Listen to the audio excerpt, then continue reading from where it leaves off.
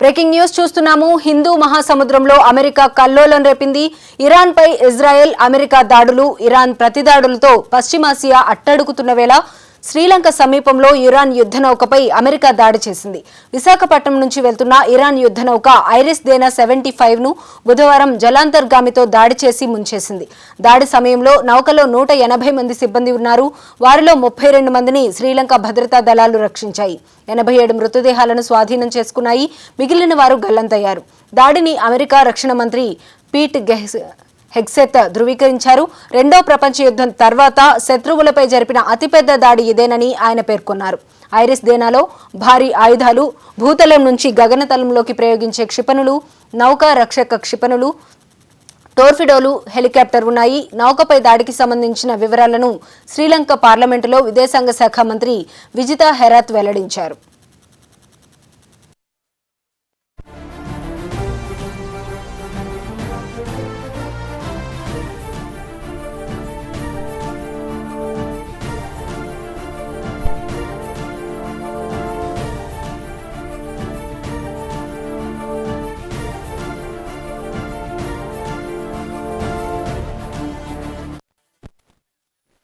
And yours truly. Our rules of engagement are bold, precise, and designed to unleash American power, not shackle it. This was never meant to be a fair fight, and it is not a fair fight. We are punching them while they're down, which is exactly.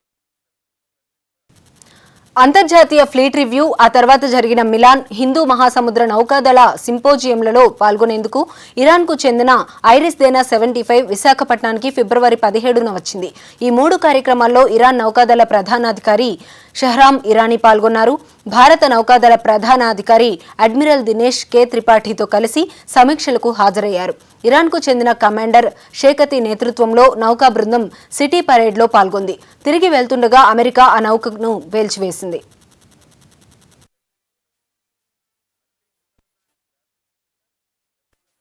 Night, finding, fixing, and finishing the missiles and defense industrial base of the Iranian military. Finding and fixing their leaders and their military leaders. Iranian leaders, looking up. We're playing for keeps. Our warfighters have maximum authorities granted personally by the president and yours truly. Our rules of engagement. Hindu మహాసముద్రంలో America కల్లోలం రేపింది. Iran పై Israel America దాడులు, Iran ప్రతిదాడులతో పశ్చిమాసియా అట్టడుగుతున్న వేళ శ్రీలంక సమీపంలో Iran యుద్ధ నౌకపై America దాడి చేసింది. విశాఖపట్నం నుంచి వెళ్తున్న ఇరాన్ యుద్ధ నౌక ఐరిస్ దేనా 75ను బుధవారం జలాంతర్గామితో దాడి చేసి ముంచేసింది. దాడి సమయంలో నౌకలో 180 మంది సిబ్బంది ఉన్నారు. వారిలో 32 మందిని శ్రీలంక భద్రతా దళాలు రక్షించాయి. 87 మృతదేహాలను స్వాధీనం చేసుకున్నాయి. మిగిలిన వారు గల్లంతయ్యారు. దాడిని అమెరికా రక్షణ మంత్రి పీట్ హెగ్సెత్ ధృవీకరించారు. రెండో ప్రపంచ యుద్ధం తర్వాత శత్రువుపై జరిగిన అతిపెద్ద దాడి ఇదేనని ఆయన పేర్కొన్నారు. ఐరిస్ దేనాలో భారీ ఆయుధాలు, భూతలం నుంచి గగనతలంలోకి ప్రయోగించే క్షిపణులు, నౌకా రక్షక క్షిపణులు, టోర్ఫిడోలు, హెలికాప్టర్ ఉన్నాయి. నౌకపై దాడికి సంబంధించిన వివరాలను శ్రీలంక పార్లమెంటులో విదేశాంగ శాఖ మంత్రి విజితా హెరాత్ వెల్లడించారు. Leaders and their military leaders. Iranian leaders, looking up. We're playing for keeps. Our warfighters have maximum authorities granted personally by the president. Hindu మహాసముద్రంలో అమెరికా కల్లోలం రేపింది. ఇరాన్, ఇజ్రాయెల్, అమెరికా దాడులు, ఇరాన్ ప్రతిదాడులతో పశ్చిమాసియా అట్టడుగుతున్న వేళ శ్రీలంక సమీపంలో ఇరాన్ యుద్ధ నౌకపై అమెరికా దాడి చేసింది. ఇక ఇదే అంశానికి సంబంధించి మరింత సమాచారం మా ప్రతినిధి ఉదయ్ అందిస్తారు. ఉదయ్, చెప్పండి, ఆ నౌక విశాఖపట్నం నుండే వెళ్తున్నట్లుగా కూడా తెలిసింది. దాదాపు అందులో 180 మంది ఉన్నారు. 32 మంది ప్రాణాలతో బయటపడ్డారు.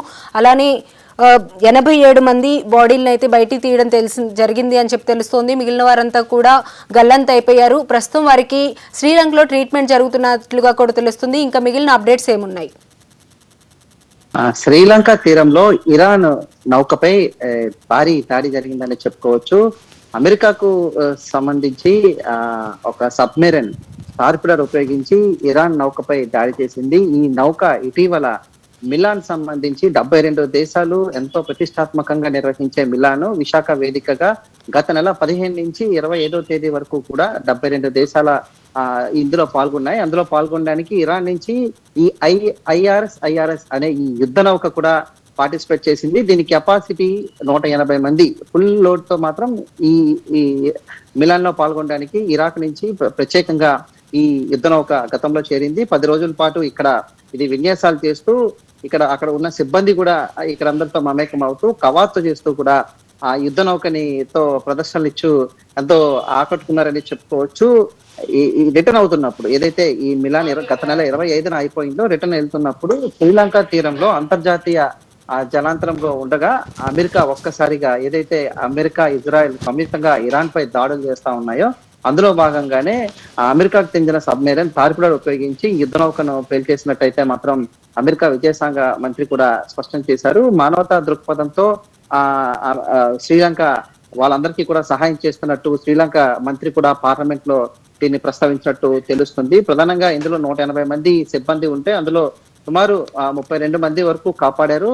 అందులో 87 మంది మృతదేహాలు ఇప్పటికి కూడా గల్లంతైనట్టు తెలుస్తుంది. ఎవరైతే అందులో ప్రధానంగా గాయపడ్డారో కొంతమంది వాళ్ళందరినీ కూడా శ్రీలంక మానవతా దృక్పథంతో వీళ్ళందరినీ కూడా ఎయిర్ లిఫ్ట్ చేసి అక్కడ సముద్రంలో ఉన్నారు కాబట్టి వీళ్ళందరినీ ఎయిర్ లిఫ్ట్ చేసి ఆ దగ్గరలో ఉన్న ఎయిర్ అంబులెన్స్ ద్వారా హాస్పిటల్ తరలించి వాళ్ళకి వైద్యం చేస్తున్నట్టు చెప్తున్నారు. ఒక్కసారి ఈ ఘటన ఏదైతే ఇటీవలే ఎంతో 180 మంది సిబ్బంది ఇరాన్ నుంచి రావడం, ఇక్కడ పార్టిసిపేట్ చేయడం, ఈ వెళ్తున్న దారిలో ఈ విధంగా చనిపోవడం పట్ల ఇతరుల నావికాదళ సిబ్బంది అయితే మాత్రం వీళ్ళందరికీ సంతాపం తెలియజేస్తున్నారు. ఎంతో ఒక 10 రోజుల పాటు ఇక్కడ కనువిందు చేసి ఎంతో మధురానుభూతి పంచిన ఇరాన్ యుద్ధ నౌక ఈ విధంగా ఐఆర్ఎస్ 10 అనే యుద్ధ నౌక ఈ విధంగా మునిగిపోవడం, అందులో సుమారు ఎక్కువ మంది 120 మంది పైనే చనిపోవడంతో అయితే మాత్రం అక్కడ విధాకరంగా ఉందని అంటూ కూడా తోటి నావికాదళ సిబ్బంది కూడా చెప్తున్నారు. ఎవరైతే క్షతగాత్రులు ఉన్నారో వాళ్ళందరూ ఎవరైతే కొంతమంది బయటపడ్డారో వాళ్ళందరికైతే మాత్రం శ్రీలంక ప్రత్యేకంగా మాత్రం ట్రీట్మెంట్ చేసినట్టు తెలుస్తుంది. దీనికి సంబంధించి కూడా ఇప్పటికే అమెరికా ఈ దాడి మేమే చేశామంటూ కూడా వాళ్ళ విదేశాంగ మంత్రి చెప్పిన పరిస్థితి. రైట్. Thank you Uday.